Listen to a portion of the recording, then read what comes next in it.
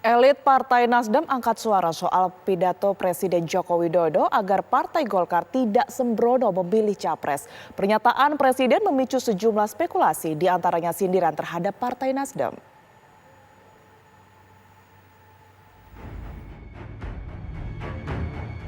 Presiden Joko Widodo melontarkan sinyal capres-cawapres dalam acara ulang tahun ke-58 Partai Golkar yang dihadiri para ketua umum partai politik.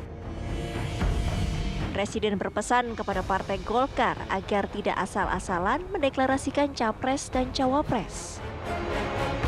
Saya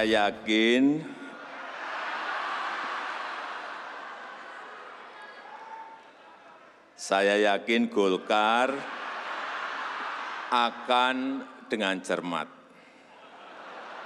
akan dengan teliti, akan dengan hati-hati, tidak sembrono dalam mendeklarasikan calon presiden dan wakil presiden 2024. Meskipun tadi saya lihat sudah teriak semua Pak Erlangga Hartarto. Dan saya juga meyakini bahwa yang akan dipilih oleh Partai Golkar, capres maupun cawapres, ini adalah tokoh-tokoh yang benar.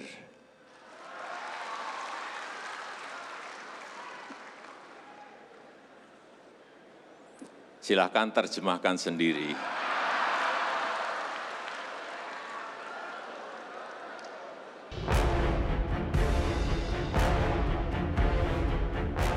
Pidato Presiden sempat memicu beragam spekulasi, termasuk sindiran terhadap Partai Nasdem yang telah mengusung Anies Baswedan sebagai calon presiden.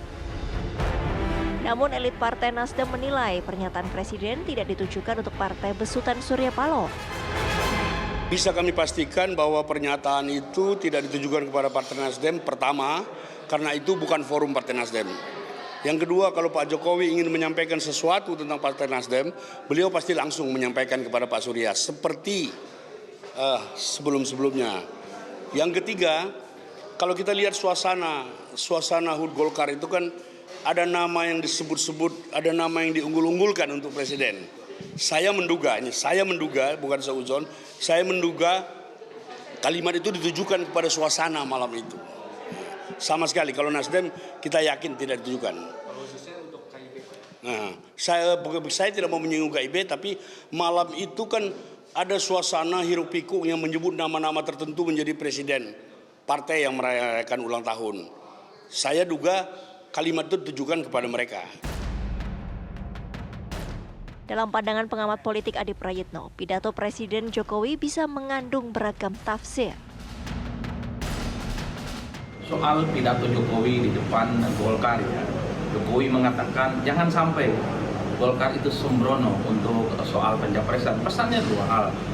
Pertama, ini sepertinya ingin disampaikan kepada pihak-pihak tertentu, partai tertentu, ataupun Nasdem lah.